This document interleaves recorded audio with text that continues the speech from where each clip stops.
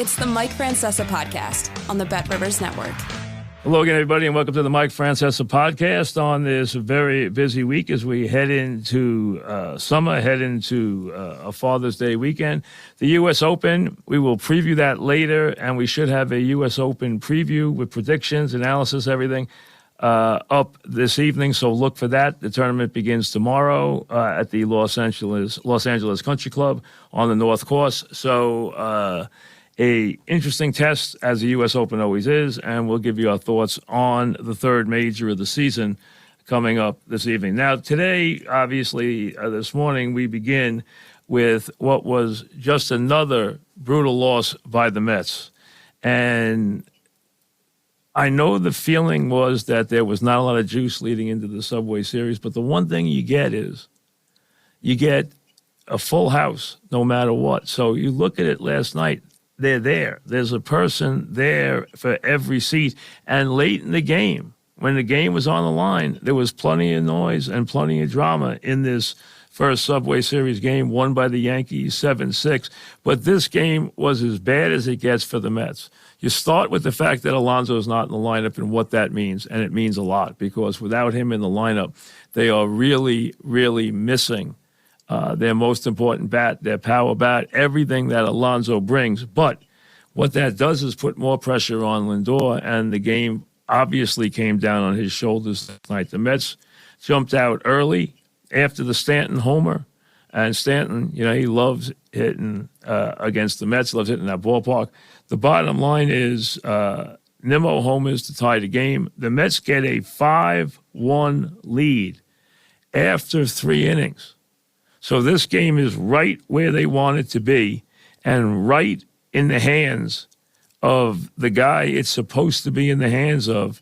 And what happens? Scherzer again lets the Mets down and lets them down in a big way. I mean, there's no way around it. Winds up giving up 5 runs in the 4th inning and winds up with a line that you just cannot live with.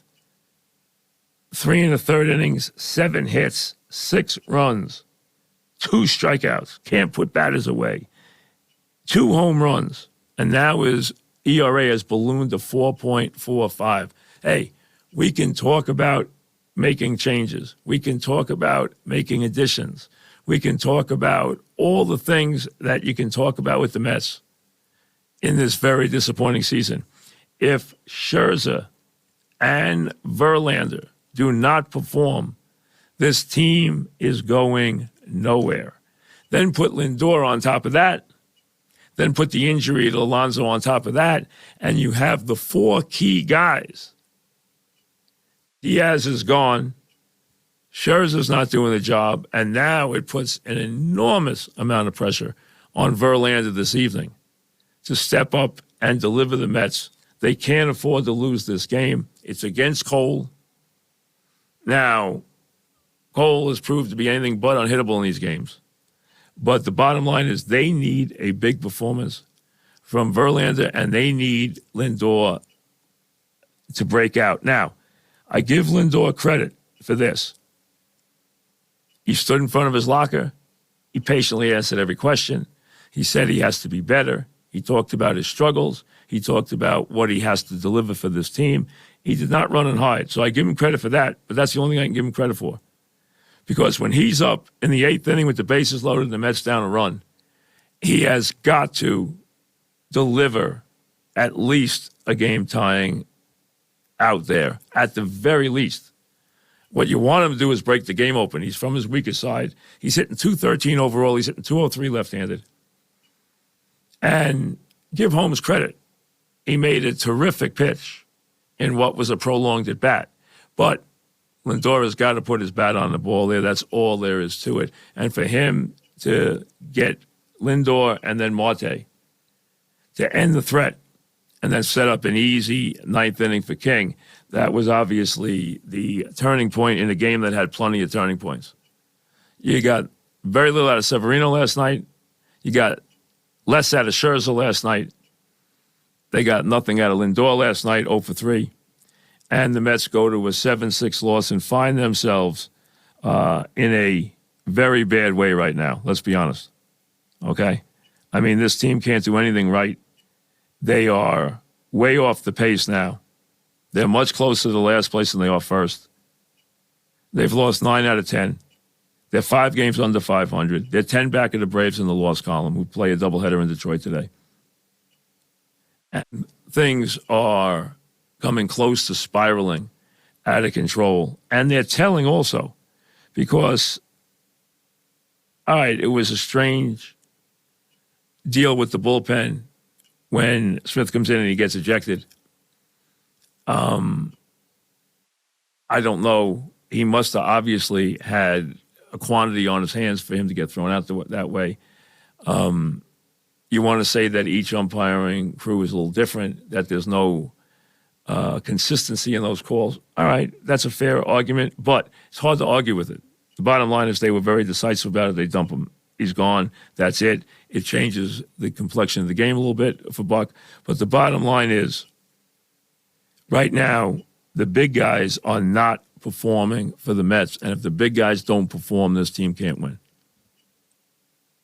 That's all there is to it. When Scherzer's on the mound, 6 runs should be plenty. A 5-1 lead has got to be enough. And it was anything but. So a good win for the Yankees, who come into the series in a much better place than the Mets are. Yes, they're way behind Tampa. That's fine. Tampa's off to a rollicking start, although the A's have beat them the last 2 nights. And the A's have somehow won 7 games in a row, which is mind-boggling. Mind-boggling that team has now won 7 games in a row. But the Yankees bounce back with a big inning, LeMahieu with a big home run, a couple of big hits at the bottom of the order, and they get a lead and they make it stick. Their bullpen makes it stick, puts up zeros in the 6th, in the 7th, in the 8th, in the 9th. Good job by the Yankee pen, which is in much better order than the Met pen is right now. And the Mets find themselves in a very, very tough spot. But as I said, a telling spot. Answer me this. If Buck is going to bat a banjo hitter down a run in the bottom of the 9th inning, what does it tell you about Vogelbach? Why is he on the team? If he is not going to pinch hit in that spot where you need a long ball to tie the game, where you need an extra base hit, why is he on the roster? He is past being dead wood at that point. The fact that he left who he left in to hit tells you all you need to know about how, and maybe Buck was sending that exact statement last night.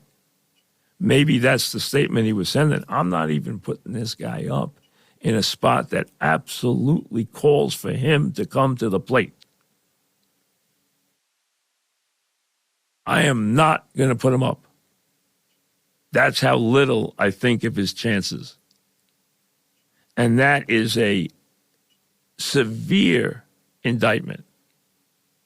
All right, the Mets were impatient with Sanchez, and now he keeps hitting home runs in San Diego. It happens. Sanchez can make you look bad. Listen, he's going to make teams look good and bad all the time because his bat can get red hot. And yes, look, even Hicks has gotten some hits down in Baltimore, but everybody wanted him off the Yankees, and I think it made sense that he left the Yankees. Yes, the Yankees are playing weak people in the outfield, but Hicks wasn't doing the job. And it was symbolic as much as anything else. So sometimes these guys are going to find another home and have a good couple of weeks. It happens. But if you are going to have a guy on your bench who is basically supposed to be a left-handed DH, and you are not going to put him up in that spot, you're basically saying, I don't want him on the roster. He has no use on the roster. If he is not going to pinch hit in that spot, he has no use on the roster. He can't be on the team. Case closed.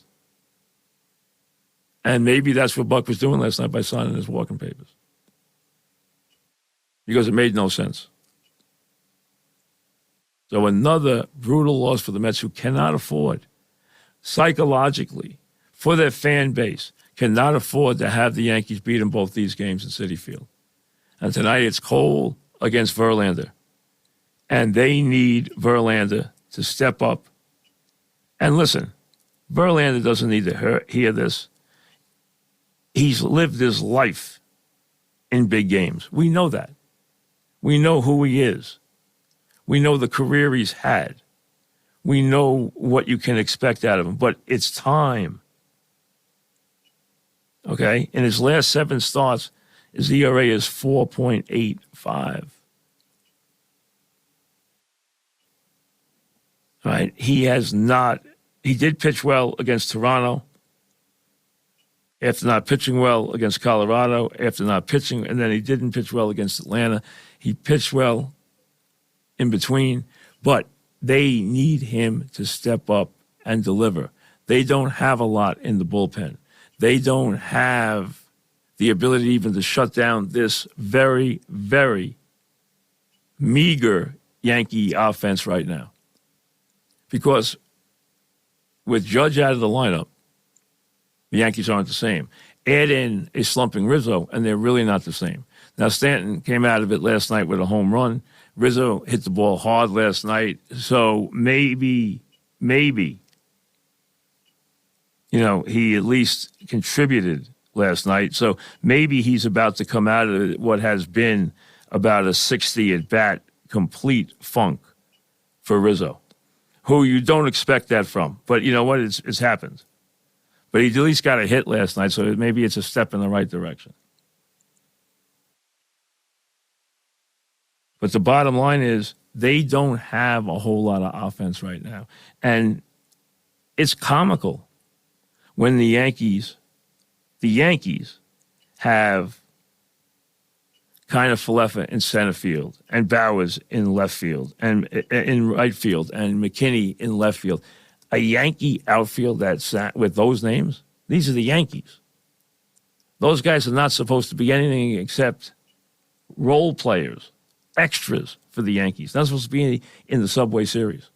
But as I said before yesterday's games, underline sub and Subway in this series, especially with Judge and Alonso out, especially with Lindor and Rizzo struggling the way they have, and Stanton even struggling, although he obviously, at least for one at-bat, came out of it last night. For the Yankees, a good come-from-behind win, a good performance by their bullpen. They are not going to be in any way embarrassed or injured or even derailed in any way in this series. For the Mets, they desperately need a win. There's no other way to say it. There's no other way to put it. They desperately need a win. They cannot afford to have Verlander fail here.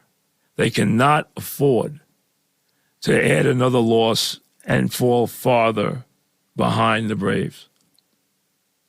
They cannot right now allow this to get any deeper, and it gets pronounced. See, what the Subway Series does is it shines a light.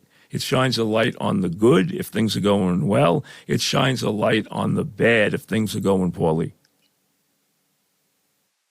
It shows everything, the good and the bad. And right now, there's a whole lot of bad.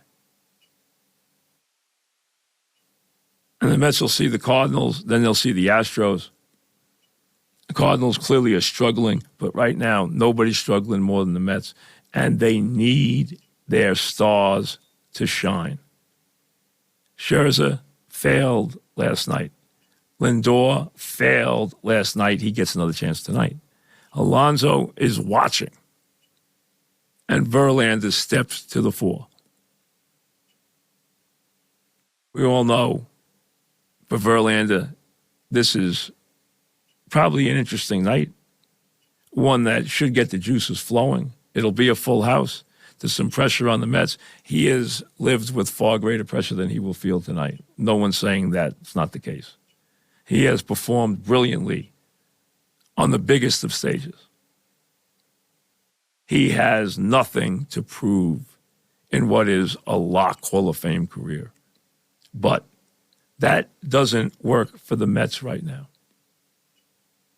What they need is somebody to stop the bleeding. And that's what Verlander gets paid for. And that's what Lindor gets paid for. Not to be the run-of-the-mill guy, not to be the guy who might or might not chip in, to be the guy who can take the game by the throat. That's why you get paid the big money. And yes, the Yankees are putting a guy on the mound tonight who gets paid the big money also. But right now, the Yankees aren't in the position the Mets are. The Mets are gasping for air right now. They are watching their season implode. They are watching messages being sent. A loss here will, without question, cause some reverberations throughout that organization. That's what this series does. It holds a light. It holds a mirror up to where and who you are. It's a part of the schedule where you do that, where everyone looks and says, hey, this is my team right now. And right now, the Mets are a sinking ship. And they are taking water, and they are taking it heavily. And they need Lindor to step up. And to a lesser extent, there are other guys, but Lindor has got to lead the way with Alonso out of the lineup. That's his job.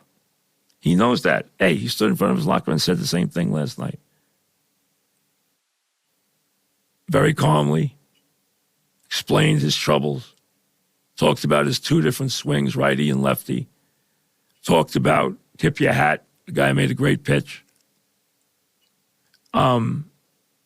Impatient. I have to do a better job. I'm getting out in front. I'm not taking advantage of the pitch to hit. He said he got a couple of pitches to hit and he didn't hit them. He turned them over. He hit him foul. And then Holmes beat him with a 3-2 pitch. He came in yesterday and did his job. Got Lindor, got Marte with the bags loaded. And then Buck sent his little message, well, not little message, in the bottom of the ninth.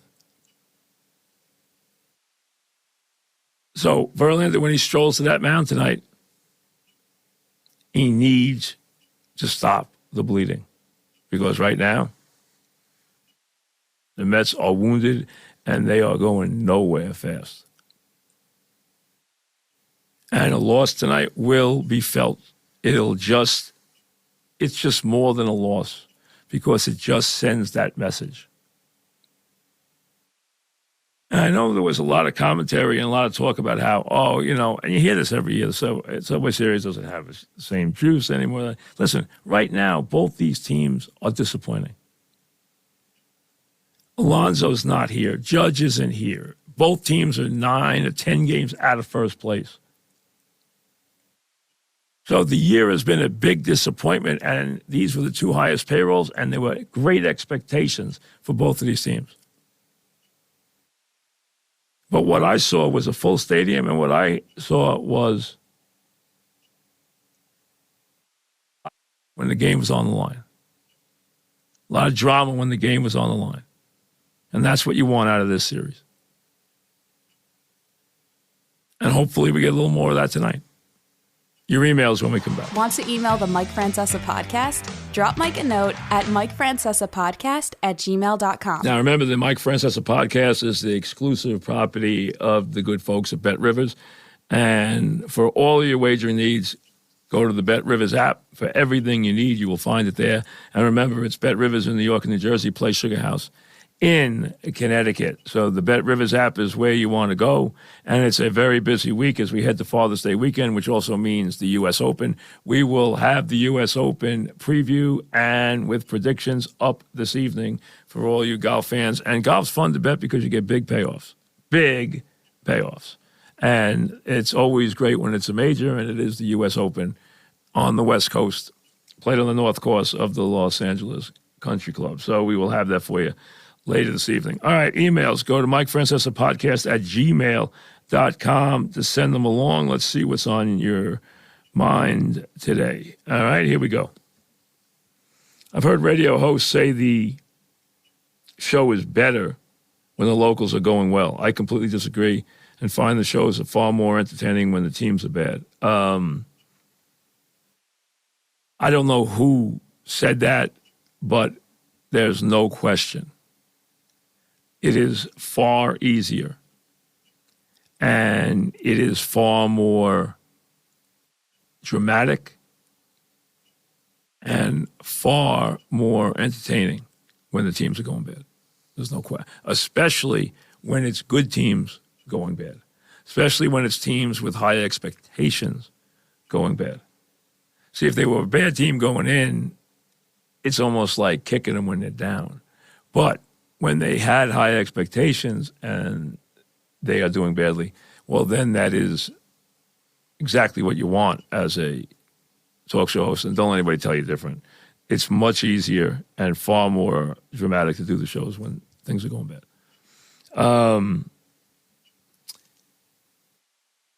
It's funny. This is almost funny because I was at a wedding the other night and there were some NBA guys there. I won't say who, but there were a couple of NBA guys there.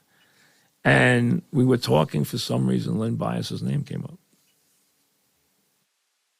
And I got an email about Len Bias, which is almost weird that I do, but asking about, what about Len Bias and his ability and this and that. When I worked for CBS, we went down on the weekend, and a lot of times we would do double headers. We would do Duke one day, like Saturday. Like, let's say we did University of Washington at Duke on Saturday and then SMU at Carolina on Sunday. We'd go down for a Thursday night and watch teams play, visit the schools on Friday, and then get ready for the weekend production, 2 productions.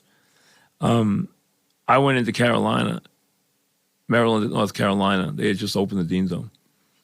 And Len Bias was there, and he beat Carolina in one of the greatest performances I ever saw in person in my life. It was utterly brilliant by Len Bias.